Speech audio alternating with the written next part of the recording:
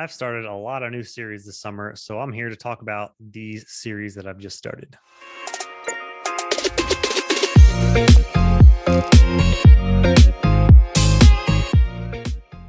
What's up, Average Joes? Thank you again for tuning in and watching some of my videos, supporting. Please like, subscribe, do all those things, and shoot me some comments down below. That's where I like to interact with everybody for the most part.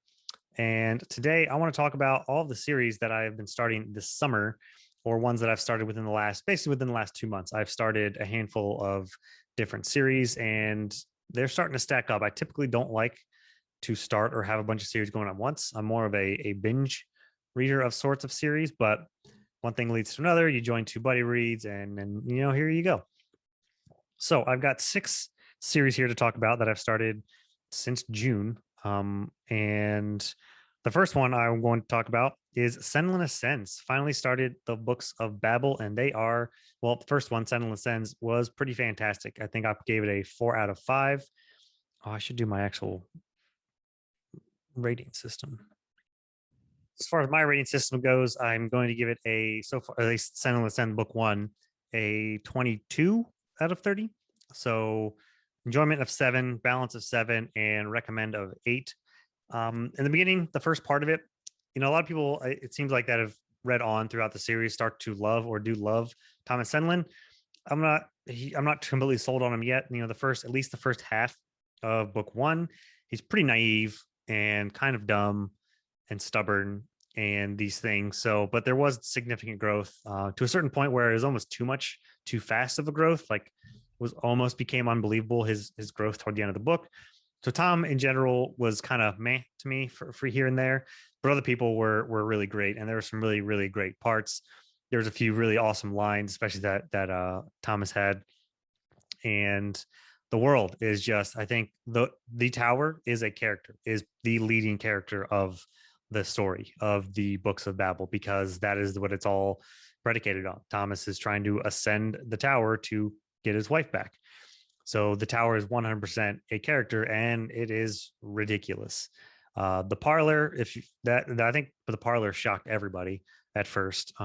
That was kind of crazy, and then the revelation of how the tower connects and how they interact was also really really cool. Well done. I did not see that coming. So I'm really interested to see to continue on next month. We're going to be reading one a month till the release of the Fall of Babel. I think that's book 4. So Senlin, really, really good start to a series. Really, really liked it. Next, I'm going to go to the Black Company. This one was the first of all of these that I've tried. I started very beginning of June. That was my plan. And it was a rough start. Book 1 is rough, and it is very confusing. Most people found it really, really rough and hard to get into. And a lot of people there was a read along that was kind of starting, and like half the people dropped off because of book 1, because of the writing style and how confusing it was. So it is a terrible start, honestly, and deserves to have a big asterisk. And almost, I plan on reading after I finish the first 3. So I'm on book 3 right now, which is the first collection omnibus of the Black Company books, the North Company, the books of the North, whatever it's called. Those 3 that are about the company that's in the North. So on book 3 now, and I plan on making a video as kind of like a preface to and lead in and kind of help explain things to people, because I know a lot of people like to go in to books blind and not really know anything going in, but 100% you need to know stuff going into a Black Company, because nothing is explained or explained well, and you're pretty much kept in the dark about most things for the majority of the book. And like, one thing about it is that the entire first book is told through the annals, or like a journal of the main character.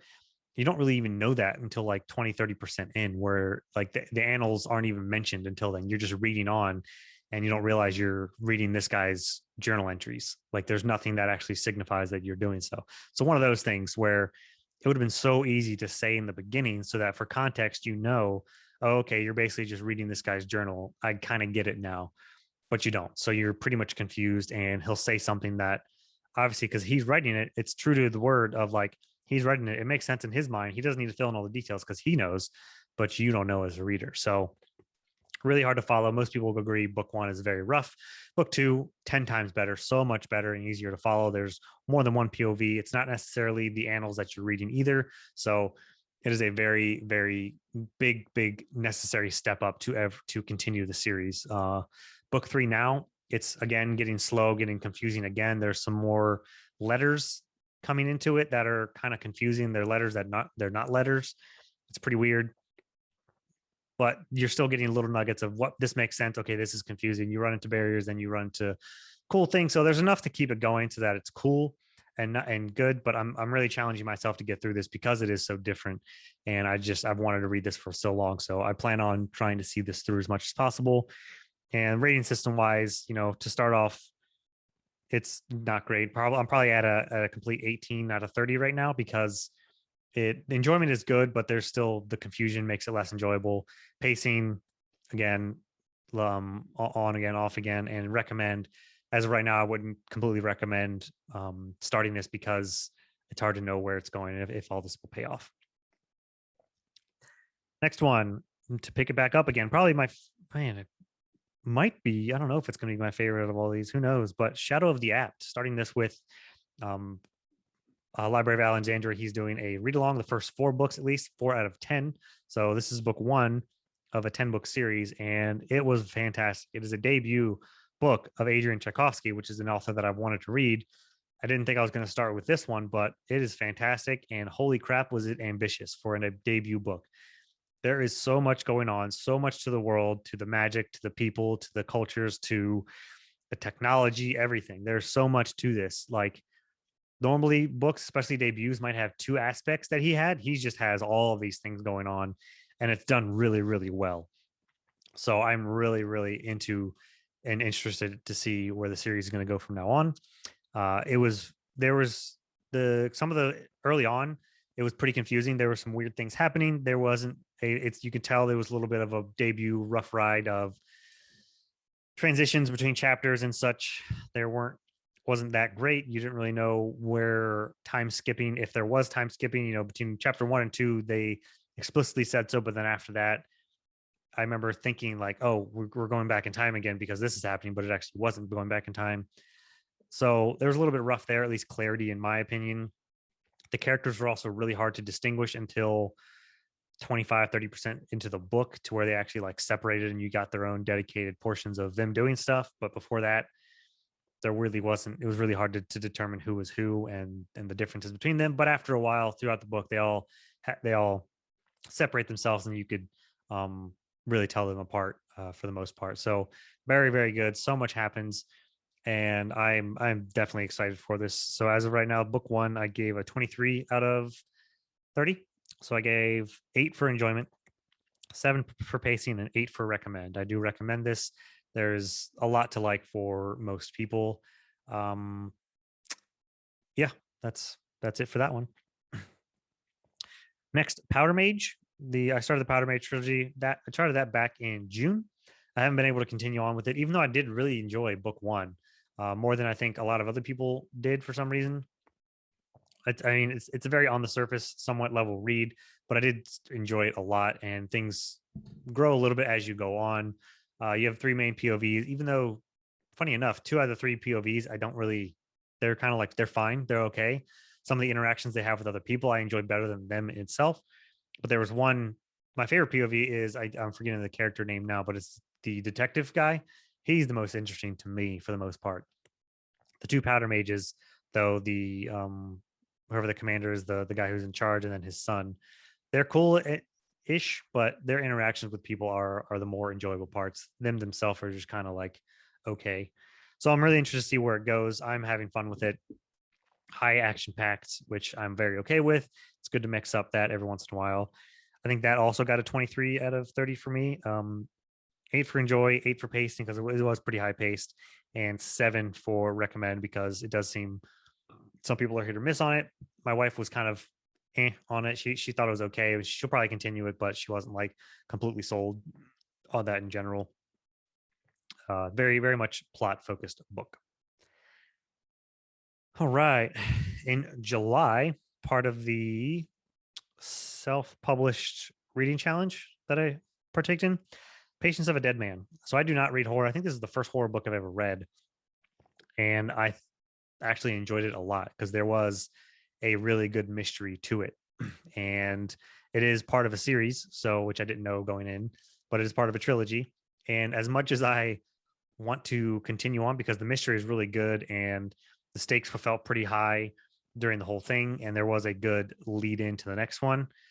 I just horror, man. I don't like being scared when I read, and I'm going to be reading these on Kindle because the Patience of a Dead Man, all of it is that series is on Kindle Unlimited.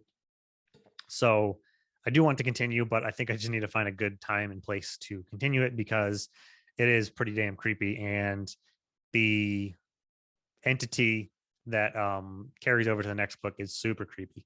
So yeah, I do plan on continuing that. I did give it a 24 out of 30. So rating system alone, I guess, is up there. So if you like horror, and that's because I give it a 9 for recommendation on the just because if you like horror, honestly.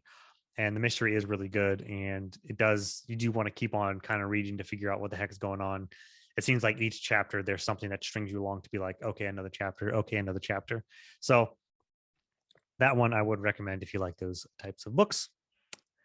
And then finally, The Winter King. This is the only one on this list that I haven't finished yet. I am only like 15% into the audiobook right now. I just started it because I was reading my monthly nonfiction, and it's going really well. I think a lot of people that are doing the read along on Adam's or Alan's channel are enjoying it a lot. I know he's enjoying it a lot. I had to take a break from The Winter King is written by Bernard Cornwell, and I had to take a break from the Saxon Saga because it just got kind of very, very repetitive and old, and it felt like I was hearing the same things over and over again, and I was just kind of over it. So the Winter King, I do still see some commonalities, like how they use religion for anything and every little excuse they do ever, always, everywhere, which gets annoying. But this is a tale about King Arthur, and I think Arthur is just about to be in it to where I'm at. So I'm excited to get into it. I've heard really, really good things. The narrator is very good as well. I'm enjoying that. It's a different narrator from the Saxon Saga, but I'm very much enjoying this. And I like to have these different types of audiobooks sprinkled in. One thing that I do notice about listening to these books in these time periods is because I'm just don't know much about history in general. There's so many characters, so many places that I have a hard time keeping track of because I just don't know them. And I guess for historical senses, you have to keep everything relevant and all of that going on. It's a lot thrown at me. It feels like a lot thrown at me sometimes, and I get confused, but I just kind of barrel on and get the gist of the story. So Winter King is going pretty good. Don't have a rating for it because I'm only 15% through. But so there's a 6 series that I have started this summer within the last 2 months, which is kind of a lot, and 2.5 months, I guess. And hopefully I'm not going to be starting. I don't have any new series to start soon. I want to get through some of these first. I will probably have to finish the 3rd book of the Black Company. Maybe I'll take a break before I start the books of the South. Not really sure. It depends on how this one go. Alan says that the books of the South really aren't that good. They get better after those. We'll see. But that's what I have going on. I need to clear up some of these. And what are some series that you have started recently, are continuing, whether you like them or not? Let me know down in the comments. I'm interested to hear what other series people have going on. And if you do have a lot of series that you're juggling, let me know down in the comments and we can talk more there.